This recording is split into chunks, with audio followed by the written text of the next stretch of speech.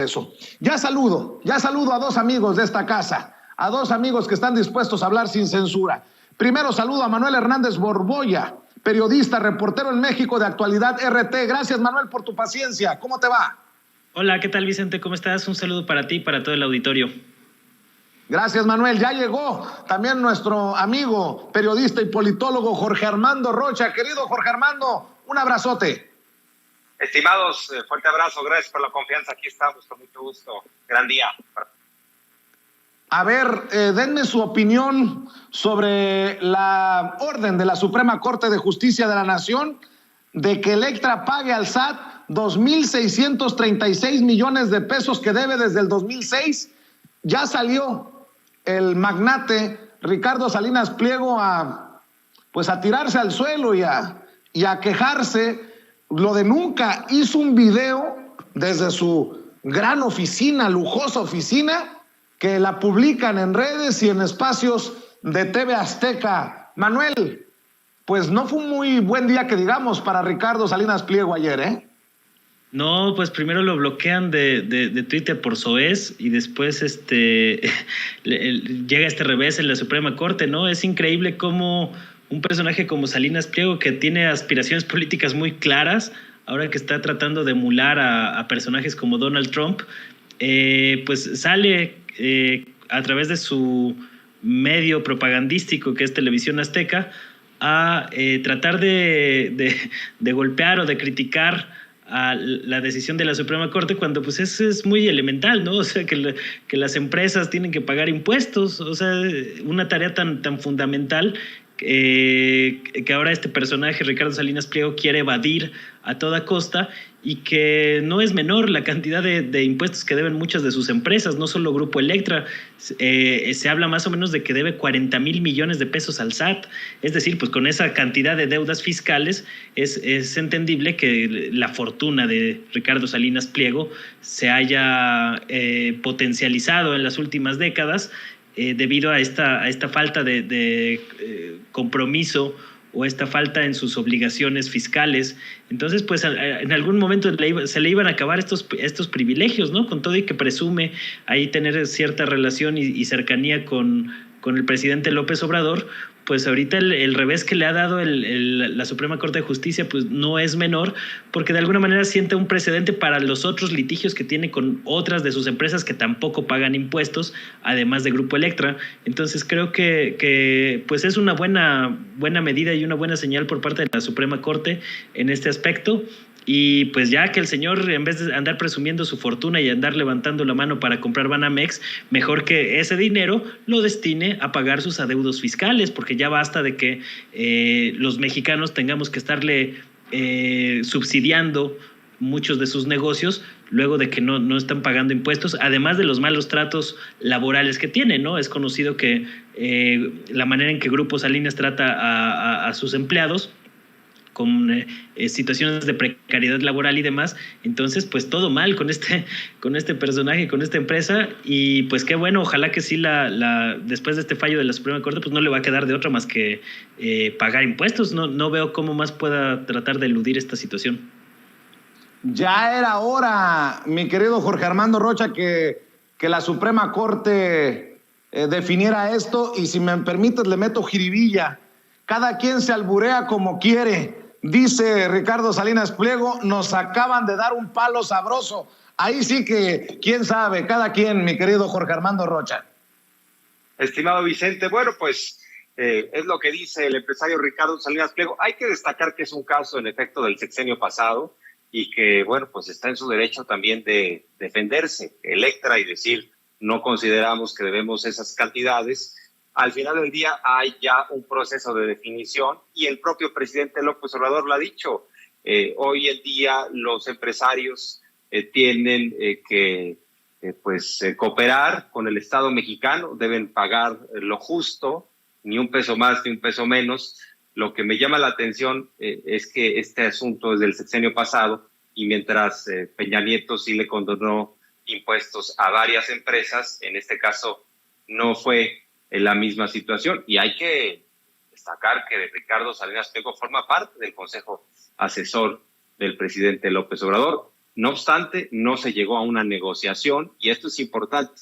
Al final del día van por los caminos de la propia ley y lo que indica la posibilidad de defenderse incluso ante la Suprema Corte de Justicia, pero lo que me queda claro es que hay un diferendo y se tendrá que pagar, insisto, lo justo. Ahora, yo no estoy de acuerdo, ahí déjenme hacer la acotación de la censura.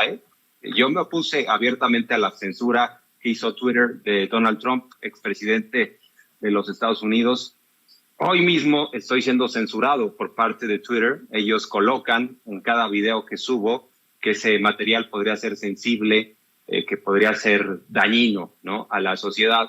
Y creo que Twitter sí tiene una tendencia muy clara para favorecer a ciertos grupos. Quienes hoy están festejando la censura a Ricardo Salinas Pliego, en un momento dado podrán ser objetos de censura. Yo la verdad es que no estoy de acuerdo con la censura en contra de cualquier persona. Insisto, me opuse a la censura a Donald Trump y bueno, pues estamos hablando de empresas que tienen un switch y de pronto quien es incómodo le apagan la voz.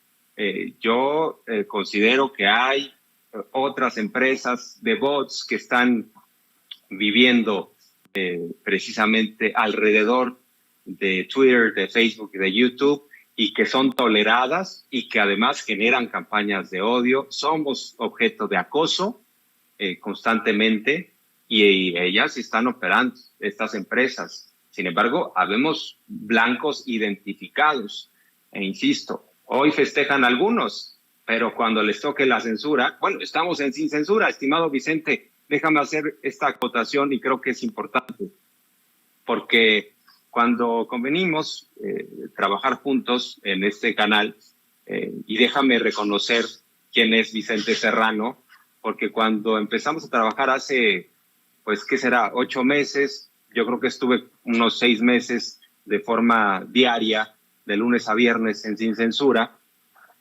pues Vicente Serrano, como cabeza de este canal, jamás me dijo, jamás me llamó, jamás me mandó un mensaje para decirme, por favor, Jorge Armando, este tema no te metas, este asunto es delicado, con este político no, con este líder social tenemos un acuerdo. Jamás hubo un mensaje, una llamada de Vicente Serrano. Entonces, bueno, la verdad es que siempre ha sido fabuloso estar cercano a personas como tú, Vicente, que premian la libertad de expresión y que además la garantizan, y como debe ser, porque ya estamos en una sociedad de adultos, en una sociedad avanzada, en una sociedad en la cual la gente debe elegir que sí y que no. Tenemos la capacidad de discernir. Nosotros no estamos obligados a seguir a cierta persona en las redes, no estamos obligados a escuchar ciertos canales, pero que la censura no provenga de nosotros mismos. Entonces estamos en Sin Censura y quería hacer esta acotación porque era algo que tenía en la mente, estimado Vicente, y quería expresarlo en algún momento en ese espacio, reconocer que jamás me diste línea. Cuando estuve encabezando de lunes a viernes el noticiero, y eso habla muy bien de ti. Y bueno, me desvío un poco del tema, pero quería hacerlo notar, estimado Vicente. Te agradezco mucho lo que dices, querido Jorge Armando, pero tu trabajo no merece menos que ese respeto. Y voy a invitar a Manuel también para que le entremos, porque es un tema polémico y es un tema sabroso. Yo también estoy en contra de la censura. Yo también estoy en contra de lo que ocurrió con Donald Trump. Lo dijimos aquí. De hecho, el presidente también, Andrés Manuel López Obrador, se expresó en contra de que le hayan cerrado la cuenta a Donald Trump, como hoy estoy en contra de que le bajen la cuenta a Salinas Pliego o a otros personajes, ya los he mencionado, porque no quiero que me lo hagan a mí. No puedo alegrarme porque se lo hacen a otros. Si se lo hacen a otros que son más poderosos, pues ¿qué podemos esperar los que no tenemos los recursos, como Salinas Pliego? Además, para regresar contigo, Manuel, qué bueno que lo apunta Jorge Armando Rocha. Esto habla también bien de la Cuarta Transformación y habla de una independencia de poderes. Que la Suprema Corte de Justicia de la Nación le diga a Salinas Pliego, pues me vale gorro si eres asesor del presidente, si formas parte del círculo empresarial, tú tienes que pagar lo que te corresponde. Y eso a mí me hace respirar en esta ocasión tranquilo, que no hay distingos para las decisiones de la Suprema Corte de Justicia de la Nación. ¿Qué piensas de estos temas, Manuel? Bueno, yo también estoy en contra de que Twitter o que las redes sociales o los directivos que manejan las redes sociales se erijan ahora como los gestores de la verdad, de lo que debe ser la verdad y la libertad de expresión, ¿no? Sí, cada vez estamos más acotados en las redes sociodigitales a los caprichos o a las políticas que siguen estas plataformas, que se están pues apropiando poco a poco del derecho de la gente a poder expresarse. Sí, a mí en lo personal me desagrada bastante el tono en que se expresa Ricardo Salinas Pliego. No es ningún secreto para nadie, pero yo estoy en contra de que se bloqueen estos personajes. Yo creo que pues al contrario, o sea, deben de seguir manifestándose para que la gente los conozca verdaderamente cómo son, que se terminen exhibiendo solitos.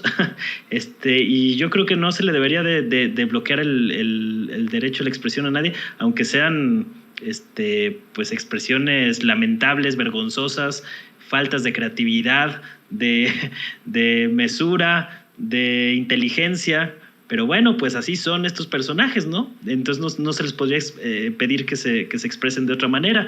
Yo estoy en contra de que se bloqueen este tipo de cuentas, y yo creo que todos se deberían de poder mostrar como son en áreas de este debate público, ¿no? Porque también en el debate público pues están estos personajes lamentables y penosos que hay que exhibir y hay que responderles, ¿no? A mí, por ejemplo, me hubiera gustado ver la reacción de Salinas Pliego ayer en Twitter después del palo sabroso que le dio la Suprema Corte de Justicia de la Nación, ¿no? Y que luego todavía salga a través de un video en YouTube a arremeter contra la Suprema Corte y a decir que le están coartando su derecho de acceso a la justicia. Pues ese tipo de cosas es lo que debemos de promover, ¿no? Que tenga el derecho de expresar ese tipo de cosas, porque acaba evidenciando el concepto que tiene Salinas Pliego de justicia, que es básicamente una situación de privilegio para los grandes potentados del país. Entonces yo estoy en contra de los bloqueos en todas las redes sociales, pero sí definitivamente pues no estoy para nada a favor de la postura de este señor, ¿no? Que es muy peculiar su concepto que tiene de acceso a la justicia. Es decir, yo no entiendo qué pelean, o sea, pues si cualquier empresa tiene que pagar impuestos, y creo que sí habla bien del gobierno de López Obrador, y sobre todo de la fiscal de hierro, Buenrostro, pues la manera en que ha librado una batalla contra estos grupos, a pesar de la cercanía que tiene Salinas Pliego con el presidente López Obrador. Recordemos que tras el triunfo electoral de 2018, Salinas Pliego estaba en la casa de Andrés Manuel López Obrador. Era el único personaje o una de las pocas figuras públicas de las que tenemos noticia que estaba en la casa de López Obrador al momento del triunfo. Entonces esto también te habla de una estrecha relación. Yo no sé si Salinas Pliego, después de este palo sabroso que le acaba de dar la Corte, pues está apostando a que su relación con la presidencia de la República lo va a salvar de este embrollo. Yo la verdad no veo a López Obrador en sintonía de andar condonando impuestos después de que acaba de exhibir las condonaciones fiscales que recibió Grupo Televisa, que recibió Citibanamex, que recibió el mismo Grupo Salinas. Fue uno de las empresas exhibidas por el presidente el lunes pasado. Entonces yo no veo como al gobierno de López Obrador muy en sintonía de andar condonando impuestos, y menos en estas cantidades, ¿no? Oigan, por cierto, ¿qué piensan? Voy contigo, Jorge Armando, del tema de Arturo Herrera y esta bomba que publica Miguel Vadillo en la revista Contralínea. Se lo preguntaba a Ricardo Sevilla hace un rato. Está muy cabrón. Básicamente, Arturo Herrera es, de acuerdo a lo que escribe el maestro Miguel Vadillo en la revista Contralínea, era un personaje que hacía contra la 4T desde Palacio Nacional, porque ahí están precisamente las oficinas de Hacienda, a espaldas del presidente, haciendo arreglos y haciendo, ¿cómo se dice? A ver, recomendaciones para el endeudamiento de los estados, entre muchas otras cosas que destapa Miguel Vadillo, mi querido Jorge Armando Rocha. Así es, estimado Vicente, pues empezó bastante tibio Arturo Herrera. Hay que recordar cuando el presidente López Obrador anuncia su nombramiento como secretario de Hacienda ante la renuncia intempestiva de Carlos Ursúa, pues hay que recordar la cara, el rostro desencajado de Arturo Herrera ahí en Palacio Nacional. No se la creía, con cara de ¿es en serio que voy a ser el secretario de Hacienda? Y el presidente diciendo sí, porque vamos a continuar con las políticas económicas. Y Arturo Herrera lo veía como un ser absolutamente tibio e indefenso. Y bueno, ese ser tibio e indefenso se fue empoderando en la Secretaría de Hacienda. Yo creo que no lo hizo mal, yo creo que fue eficiente, fue efectivo. La política económica, en términos generales, de acuerdo a lo planteado por el presidente López Obrador, pero claro que también se fue empoderando Arturo Herrera, y de acuerdo a esta versión de Contralínea, que la verdad a mí me hace sentido, porque obviamente le perdió la confianza López Obrador a Arturo Herrera. Ya cuando nos enteramos que no iba a hacer la propuesta de gobernador del Banco de México, bueno, pues, quienes conocemos de la trayectoria de López Obrador, sabemos que esa es una señal contundente de pérdida de confianza. Algunos decían, no, quizá ya lo va a mover a otro lado. No, si lo bajó del camión de forma drástica, dijo, tú ya no sigues. O del Tren Maya lo bajó Arturo Herrera claramente, le dijo, no vas al Banco de México. Lo que no nos quedaba claro, digamos que el eslabón que estaba suelto, era precisamente el motivo por qué perdió la confianza López Obrador. Y vaya que la confianza y la lealtad para López Obrador vale el 99% de cualquier cargo, y eso nos ha quedado muy claro. Por eso lo de Javier May, y la eficacia, por supuesto, pero por eso May se va al Tren Maya, dice, a ver, en ti confío y meto las manos, entonces vamos a trabajar en eso. Pero en el caso de Arturo Herrera, pues esto que narra Contralínea, pues es de vergüenza, porque les estaba dando tips, consejos a gobernadores que estaban endeudando a sus entidades. Además, yo creo que le debe doler bastante al presidente López Obrador que él mismo el año pasado estaba haciendo llamados públicos desde la mañanera, diciéndole a los gobernadores y gobernadoras salientes, dejen todo en orden, y no dejaron todo en orden. O sea, el gobierno federal le tuvo que entrar al quite para pagar la nómina, y encima de todo, Arturo Herrera les estaba dando consejos de cómo endeudarse. ¿Y endeudarse para qué? Si ni siquiera tuvieron para pagar la nómina. El gobierno federal le tuvo que entrar al quite. Entonces eso huele, apesta pues a corrupción, y además los estaba orientando a cierto banco, y resulta que ese banco ni banco era, para acabar pronto.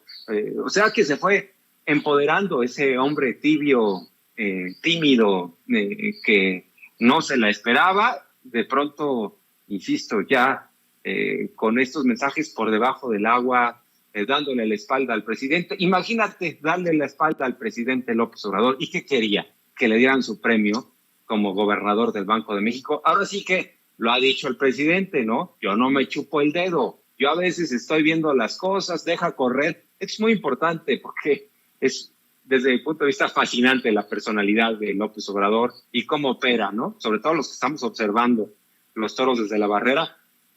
¿Qué hace López Obrador? Dice, yo estoy viendo el béisbol y veo que uno va hacia primera, veo que también algunos mandan señales, veo quién sí está trabajando, quién no, y después llega el manager a tomar las decisiones y le aplica la grúa a alguno, ¿no? Y en este caso le aplicó la grúa a Arturo Herrera. Me parece lamentable la actuación. Otro más que se sube a un ladrillo y se siente indispensable, y lo ha dicho López Obrador 325 veces en las mañaneras, no hay indispensables, no se sientan absolutos, no se sientan impolutos, no se sientan que ya porque se tomaron una foto conmigo o porque me conocen no va a haber ninguna consecuencia. Y es otro mensaje para los demás. Pero bueno, ya me extendí, estimados. No, importante lo que mencionas. Hay que decir que Arturo Herrera está calladito, no ha señalado nada en redes sociales, no ha tuiteado. Y la pregunta es muy importante, la que publica Miguel Vadillo en la revista Contralínea, Manuel. ¿A cambio de qué Arturo Herrera adelantó, sin autorización presidencial, las partidas presupuestales a gobernadores que estaban terminando su gestión, la mayoría de ellos priistas y panistas? Mi querido Manuel. Pues ya desde que salió Arturo Herrera se hablaba de algunos movimientos turbios o que generaron sospechas en Palacio Nacional, sobre todo con el que era director de la Comisión Nacional Bancaria y de Valores, con movimientos de este tipo, triangulación de recursos, de favores, de tips hacia ciertos grupos empresariales y de pseudobanqueros o de bancos pequeñitos que estaban justamente haciendo negocio prestando dinero a entidades públicas. Recordemos que este es un esquema que no es nuevo. Personajes como Luis Videgaray, con la asesoría de Pedro Aspe o junto con Pedro Aspe, quien era secretario de Hacienda de Salinas, desarrollaron un mecanismo para prestarle dinero a los gobiernos estatales y esconder la deuda pues a través de trampas contables, ¿no? Entonces parece que o por la información que ha ido saliendo en las últimas semanas, luego de que se dio a conocer este revés que le dio López Obrador a Arturo Herrera para no apoyar su candidatura o su designación como el próximo gobernador del Banco de México, pues se han ido acumulando versiones y lo que publica Miguel Vadillo en Contralínea, pues es una versión que hace mucho sentido. O sea, se hablaba también que parte de la molestia que tenía López Obrador desde antes de esta columna tenía que ver con el dinero que había entregado a ciertos estados con anticipación en el proceso electoral de 2021. Es decir, tú no puedes, más allá de que el presupuesto debe de utilizarse pues sin fines políticos, tú no puedes darles tampoco unos adelantos o unas prebendas a gobiernos estatales antes de las elecciones, porque corres el riesgo de que se acaben robando el dinero para utilizarlo con fines electorales, como suele suceder, y en detrimento de la gente. Entonces, más allá del asunto netamente que tiene que ver con estrategia electoral, pues este tipo de situaciones que se empezaron a destapar cuando llegó Ramírez de la O a las oficinas de la Secretaría de Hacienda, que recordemos, Ramírez de la O y Arturo Herrera tampoco nunca tuvieron una muy buena relación, que digamos. Entonces, este tipo de fricciones y de manejos ahí por abajo, pues es lo que termina derramando el vaso de López Obrador, que tampoco nunca se le vio muy convencido de tener a Arturo Herrera como secretario de Hacienda. Fue un poco como bateador emergente, utilizando la metáfora beisbolera de la que hacía uso Jorge Armando Rocha hace unos momentos. Y pues lo tuvo ahí de momento, en lo que se salía del atorón con la renuncia inesperada e intempestiva y visceral de Carlos Ursúa, que pues ya se ha declarado un abierto opositor al gobierno de López Obrador, ¿no? A pesar de que formó parte de este. Entonces son de los líos y de las cosas con las que tiene que lidiar el gobierno actual de López Obrador, y va a ser interesante a ver qué contesta y qué responde Arturo Herrera a estos señalamientos en su contra. Llama la atención pues que sí, ya se ha tardado un poquito. A lo mejor en las próximas horas sale con algo más pensado después del trago amargo que ha sido esta revelación o esta información que sale a la luz pública, y pues vamos a esperar a ver qué responde el exsecretario de Hacienda. A menos que se aborole y vaya a aplicar la de Felipe Calderón, que se haga menso como Felipe Calderón, que nunca dijo nada sobre la explicación que nos debe por lo de Genaro García Luna, diría el presidente Andrés Manuel López Obrador en la mañanera. Oigan, por cierto, no lo tenía en la agenda, pero me envió la nota nuestro jefe de información, Mario Toledo, y se las planteo. Van a buscar la reelección Joe Biden y Kamala Harris en Estados Unidos. El presidente y vicepresidenta de Estados Unidos anuncian que buscarán un segundo mandato. ¿Conveniente ¿Y qué tan conveniente para los intereses de México tener a un Joe Biden que creo que se ha portado muy bien hacia el presidente Andrés Manuel López Obrador y han mantenido una relación muy amistosa, a pesar de que muchos todólogos en México y también en Estados Unidos, mexicanos que trabajan allá en los medios de comunicación en Estados Unidos, han apostado a la confrontación, incluso a los manotazos autoritarios de Joe Biden para que le ponga unas nalgadas a López Obrador. ¿Cómo ven esto, Jorge Armando? Estimado Vicente, bueno, de entrada te preguntaría si ya inició la administración de Biden, si ya se dio cuenta, si ya despertó o sigue dormido Biden. Bueno, obviamente yo creo que sí le conviene al gobierno de López Obrador que se opte por la continuidad, o al gobierno de la 4T, ¿no? Porque estamos hablando de, sobre todo, que le tocaría el tramo sustantivo al próximo presidente o presidenta de México, de los Estados Unidos mexicanos. Entonces, pues yo creo que es una señal interesante. En el caso de México, la política exterior ha sido muy digna.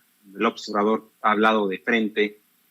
López Obrador ha sido, pues yo creo que el primer presidente en décadas que ha mostrado la soberanía y sobre todo que ha mandado estas señales de fortaleza, que cambió radicalmente una política exterior entreguista, que era precisamente fundamentada en agacharse frente al imperio norteamericano.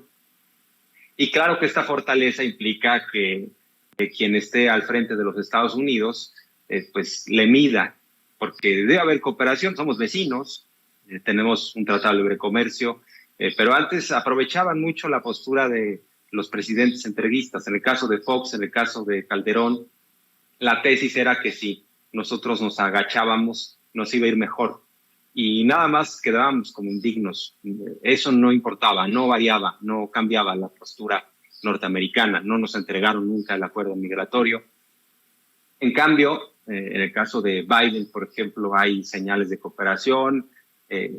Algunos apostaron, en efecto, como dices, estimado Vicente, a una ruptura, a que Biden regañara a López Obrador. Todavía tienen ese sueño guajiro.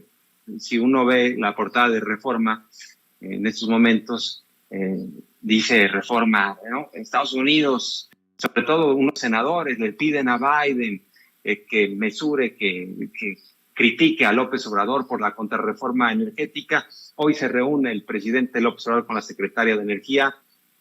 Yo creo que por cortesía le va a explicar la reforma eléctrica, pero no le va a preguntar. Hoy en día López Obrador no pregunta, la soberanía se ejerce, es como el poder se ejerce. Y si tú no ejerces el poder, alguien más lo va a hacer por ti, se llenan los vacíos, y en el caso de México, pues yo creo que sí le conviene que continúe Biden, pero de cualquier manera la política exterior es tan digna que eso provoca que le miran. Trump, por ejemplo, tenía un discurso muy estridente, decía el muro y los narcotraficantes mexicanos no van a pasar. Hay que recordar que el observador fue a los Estados Unidos, fue con Donald Trump y Trump lo recibió de una forma magnánima, con mucho respeto.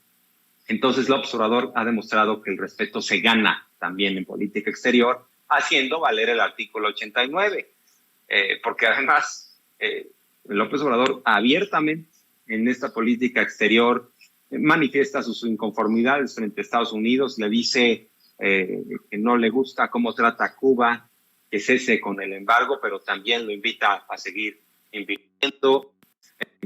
Es la primera vez que México demanda a las armerías norteamericanas que nos están llenando de balas, llenando de armas de alto poder a este país, y luego nos dicen, ay, qué violentos son los mexicanos. Sí, pues nos están mandando ustedes las armas para que nos matemos, nosotros ponemos los muertos y ustedes los consumidores. Ese ha sido el modelo. Pero bueno, no me desvío tanto. Creo que sí, pues En el caso de Biden ha habido una cooperación con López Obrador, seguirá habiendo. Ahí está lo del programa Sembrando Vida, por ejemplo, que algunos apostaron, dijeron, es que es una basura ese programa, no sirve, no funciona. Bueno, Biden mandó a Kerry y Kerry dijo, sí, sí va, y no solo va la cooperación con México, sino a Centroamérica. A ver, es que ahora estoy recordando, porque como lo planteaste a bote pronto, la cumbre trilateral, ¿qué país avanzó más en su agenda? López Obrador. Apostaron a que Trudeau y a que Biden iban a regañar a López Obrador, y ahí estaban los dos bien contentos con el tabasqueño tomándose sus selfies. ¿Qué agenda avanzó más? La de México. Yo creo que están medio dormidos. Además, en términos de aprobación están bajones. Hay que ver si gana Biden. Lo veo difícil. Hay que ver la parte interna porque no tiene muy buena aprobación. Insisto, algunos piensan que su gobierno no ha iniciado, que todavía no despierta Biden. Así es, Manuel. De hecho, Dolia Esteves, la corresponsal mexicana en Washington, publica precisamente esta carta que ayer nos compartía en Sin Censura Nocturno Jaime Hernández, nuestro amigo Jaime Hernández. 4 senadores demócratas reprueban reforma eléctrica y minera en carta al secretario de Estado Blinken y a la senadora de a la secretaria de Energía. Violan TEMEC y arriesgan inversiones privadas por $44 mil millones. Exhortan a gobierno Biden pronunciarse públicamente porque silencio es interpretado como indiferencia o aval tácito. ¿Y quién retuitea? Claudio X González. También hablan del litio y cómo es que van a permitir que se nacionalice el litio. Bueno, yo pregunto, que busque Biden su reelección ante un Donald Trump, ¿cómo le conviene a México? ¿Qué le conviene a México? ¿Cómo ves esta situación? Ay, pues está complicado el escenario. Yo creo que sí convendría la continuidad de Biden, porque digo, a pesar de que pues no representa un beneficio, así que tú digas qué bárbaro para los mexicanos, pues al menos le ha dado un poco más de tranquilidad a la relación bilateral, que era muy volátil en los tiempos del fascista Donald Trump. Entonces creo que pues sí le convendría más la que continúe el Biden otros 4 años, aunque todavía falta mucho y pueden pasar todavía muchas cosas antes de un hipotético regreso de Donald Trump. Habría que ver si es también Trump el candidato que van a poner los republicanos, ¿no? para competir en el próximo proceso presidencial. Yo creo que ha sido pues tibia la relación de Biden con López Obrador. Se ha llevado en buenos términos, pues, lo ha sabido capotear López Obrador a Biden, y pues están estos señalamientos que no son nuevos de la reforma eléctrica, llevan por lo menos un año. Recordemos también que pues hay intereses de políticos estadounidenses, de congresistas que a cada rato están mandando este tipo de comunicados. Ya lo vimos también con el embajador aquí de Estados Unidos en México, con Ken Salazar, que ha sido también vocero y eco de estos señalamientos de políticos estadounidenses sobre sus intereses en el mercado eléctrico mexicano, y que de alguna manera este interés de los políticos estadounidenses obedece a un interés de las grandes empresas extranjeras que le quieren hincar el diente y seguir explotando para sus intereses y sus beneficios pues este esquema privatizador y de saqueo que se instauró y que se detonó con la reforma energética de Enrique Peña Nieto, que a la fecha pues solo ha servido para beneficiar a las grandes cúpulas empresariales en México, ¿no? Entonces está todo muy ligado, los intereses de los políticos estadounidenses, de las grandes transnacionales energéticas, los intereses del lobby energético que está operando aquí en México, que tiene ahí a sus achichincles, a sus operadores disfrazados de consultores que se pavonean y se dan entrevistas en todos los medios corporativos defendiendo las supuestas ventajas de la privatización del sector eléctrico. Y pues es todo un cóctel de intereses el que está ahí mezclado y contra los que se está haciendo frente actualmente. Creo que una ventaja que se tiene con estas mesas del Parlamento abierto a exhibir con los argumentos de uno y otro bando para ver en qué términos se va a aterrizar la discusión y posible aprobación de la reforma eléctrica. Yo todavía veo que al bloque morenista no le van a alcanzar del todo las fichas en el Congreso, tiene que ahí mover algunas o hacer algunas maniobras políticas. Yo creo que dividir filas dentro del PRI ha sido parte de la estrategia para sacar adelante la reforma eléctrica. Vamos a ver en qué terminan las negociaciones entre el PAN y la Secretaría de Gobernación, que también pueden darnos por ahí una sorpresita en este aspecto, y pues vamos a ver en qué termina, pero definitivamente el lobby a favor de los intereses de las grandes empresas privadas de energía pues está muy fuerte en México y está impregnado de todos estos intereses políticos que tienen que ver con los intereses de grupos políticos en Estados Unidos. Permítanme abusar un par de minutos más de su tiempo, si pueden, Jorge Armando, Manuel, porque Hamlet Almaguer, el diputado federal de Morena, esto es importante, acaba de solicitar a Lorenzo Córdoba, presidente del INE, consejero presidente del INE, un informe sobre el costo que tuvo para el INE la producción del dibujo animado El Chipotle, la partida presupuestal de la que provino el gasto y copia del contrato celebrado para su producción. Ya tenemos una copia del oficio y dice: doctor Lorenzo Córdoba Vianello, consejero presidente del INE, me dirijo a usted como consejero suplente del Poder Legislativo ante ese instituto con la finalidad de solicitarle atenta y respetuosamente gire sus instrucciones a quien corresponda para que me sea entregada la siguiente información. 1. El costo de la animación dada a conocer a través de las redes sociales del INE, en la que aparece un personaje virtual llamado El Chipotle. 2. La partida, subpartida, capítulo o concepto en materia presupuestal de la que se destinaron los recursos necesarios para la producción del Chipotle. 3. Copia del contrato, convenio o documento que dio origen a la contratación de la creación del Chipotle. 4.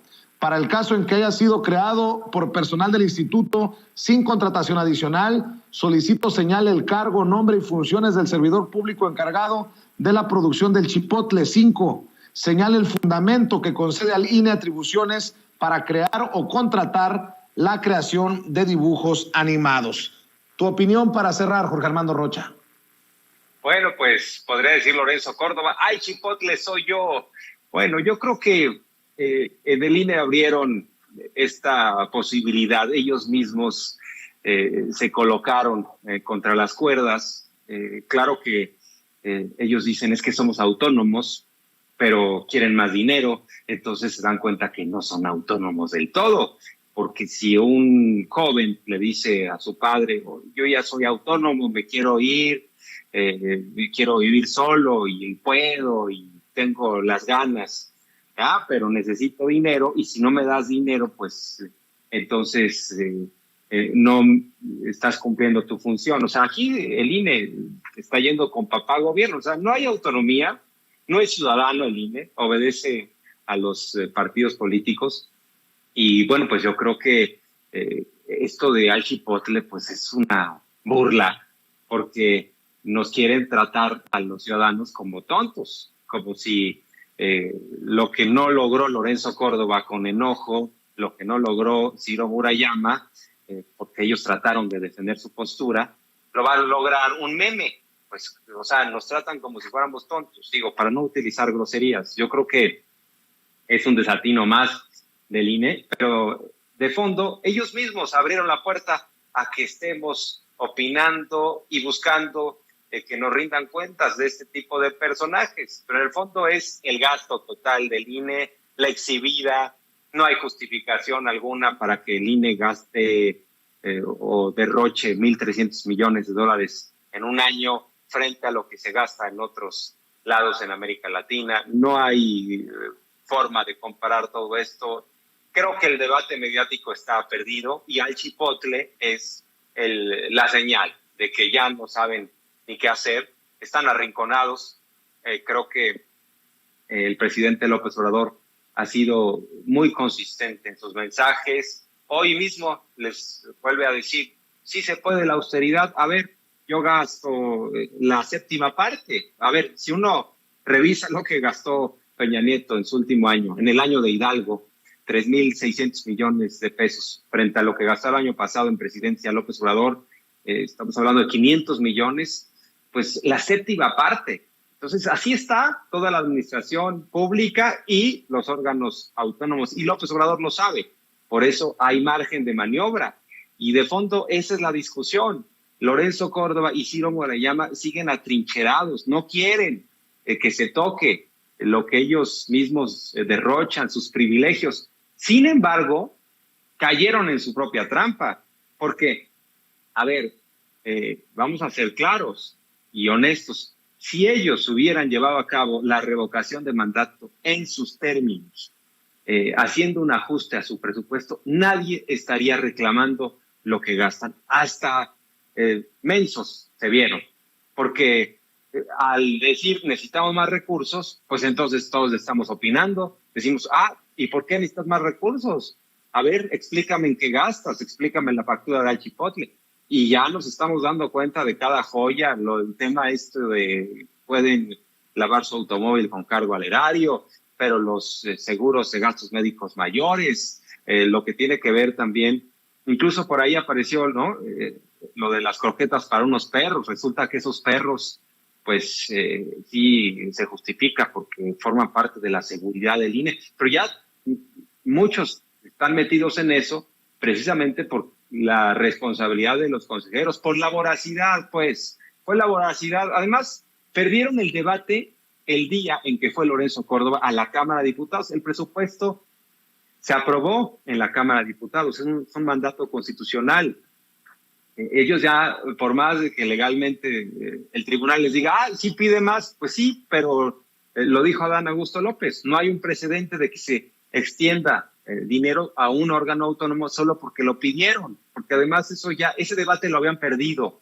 El INE ya había perdido el debate y lo tenía que haber ganado con los diputados, convencer a los diputados, pero los diputados dijeron no hay manera de que te salga tan costoso el ejercicio, sobre todo por el precedente de la consulta para el juicio de los expresidentes, que había salido por ahí de 500 millones. Entonces, los diputados dijeron, pues sale con 1.500 millones, porque es 3 veces más grande de lo que fue. Hay que recordar que se hizo con la tercera parte de las casillas. ¿Y qué está haciendo el INE atrincherado? Lorenzo Córdoba, Ciro Murayama, apelando a los medios tradicionales, a los medios amigos, que les ayuden.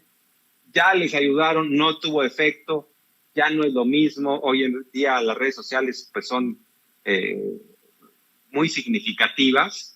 ¿Y qué van a hacer? Van a tratar de pasarle el costo a la ciudadanía. Van a decir, vamos por la tercera parte de las casillas. Se van a meter en un menudo problema porque la Constitución marca que tiene que haber un ejercicio en sus términos al 100% como si fuera un proceso electoral federal. Están en un laberinto, están en un tremendo embrollo por la voracidad. Insisto, si ellos hubieran sido un poco más inteligentes, hubieran dicho, a ver, hay una necesidad, hay una colectividad que quiere el ejercicio, nosotros no podemos pedir más, ahora sí que hay que sujetarnos a la propia austeridad. Esto invita a que se revise el gasto del INE, no solo el año pasado, sino el gasto del INE, ¿qué les gusta? De 5 años para acá, y van a salir otras joyas y van a salir cada vez más cosas. Ellos mismos se metieron en ese problema. Mi querido Jorge Armando Rocha, aprovecho para pedirte tus redes, tus espacios para que la gente te apoye antes de cerrar con Manuel. Fuerte abrazo a ambos, me despido con mucho gusto. En Twitter estoy como @RochaPeriodista y en mi canal de YouTube como Jorge Armando Rocha, periodista también. Muchas gracias, un placer. Ni un paso atrás, querido Jorge Armando, a pesar de los intentonas de censura. Tú sabes que cuentas con nuestro apoyo, que es pues cualquier cosa, mucho o poco, pero lo tienes, y nuestra admiración y respeto. Te mando un abrazo, Jorge Armando, gracias por acompañarnos.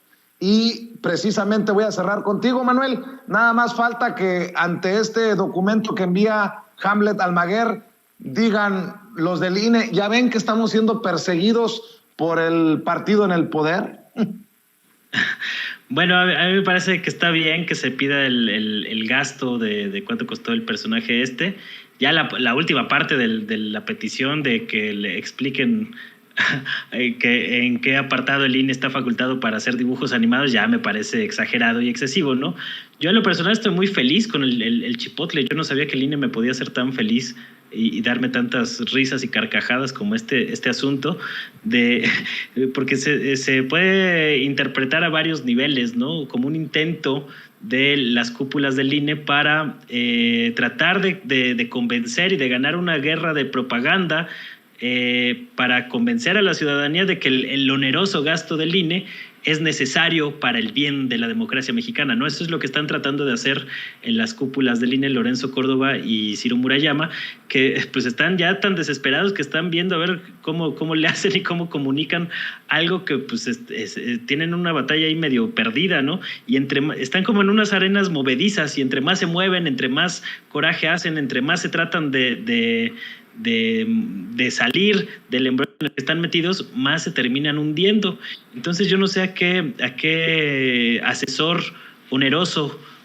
del INE se le ocurrió esta idea de Al Chipotle, que es un personaje caricaturesco, como malhumorado, que es una botarga de chile chipotle que parece más que pimiento morrón, y que de alguna manera le salió por la culata, o sea, la cantidad de memes, de burlas que ha habido sobre este asunto, los paralelismos que se han establecido entre el personaje de caricatura y el coraje que ha hecho Lorenzo Córdoba en fechas recientes por este tema de la revocación de mandato, pues es bastante peculiar, ¿no? Y que hayan decidido responderle al señalamiento de López Obrador de que el INE gastaba más o que México gastaba más en su órgano electoral que casi 13 países de América Latina juntos, y que haya salido el INE a responder con una caricatura como esta, pues habla ya de lo extraviada que traen la brújula política ahí en las cúpulas del INE,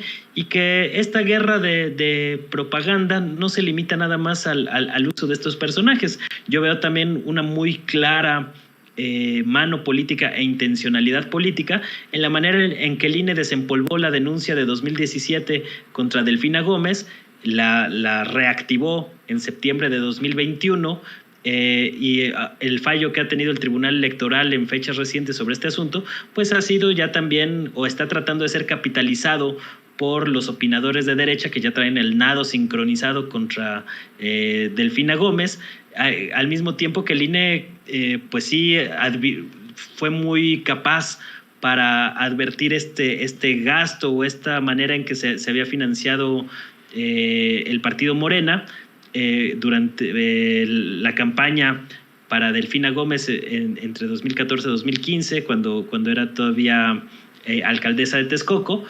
Pero ese mismo INE, con su oneroso gasto de más o menos 500 millones de pesos anuales para fiscalización, no se dio cuenta de que en el Estado de México en 2017 hubo una operación de Estado para consumar un fraude electoral. A lo mejor no se dieron cuenta que Peña Nieto, a pesar de que lo difundieron en todas las redes sociales habidas y por haber, pues desplegó a todo su gabinete para operar un fraude electoral en el Estado de México.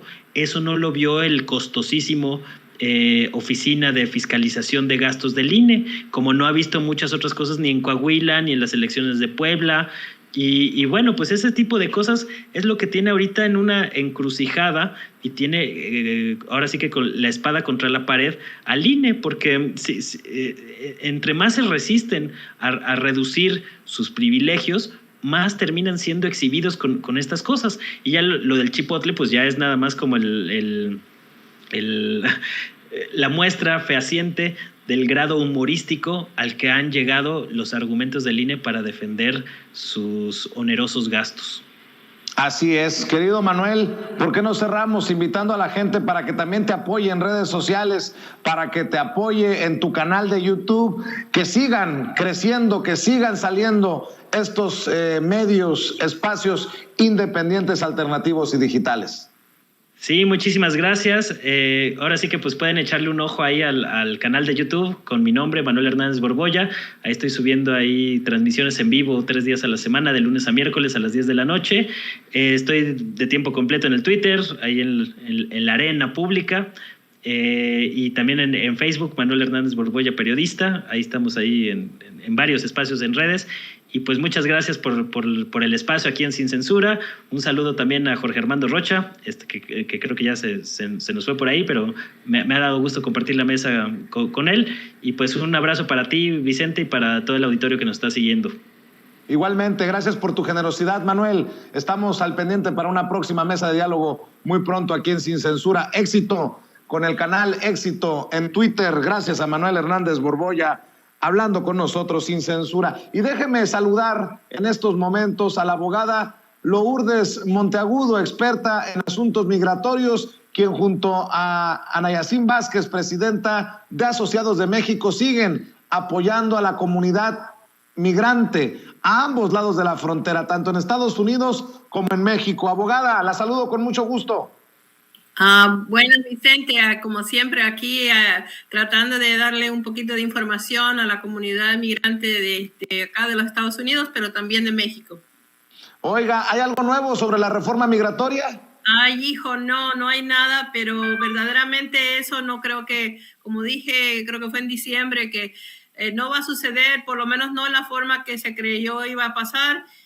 Los demócratas siguen tratando la unieron con un programa mucho más extenso de programas sociales, que sería muy bueno para la población pobre de los Estados Unidos, pero eso ha hecho que no lo quieran pasar.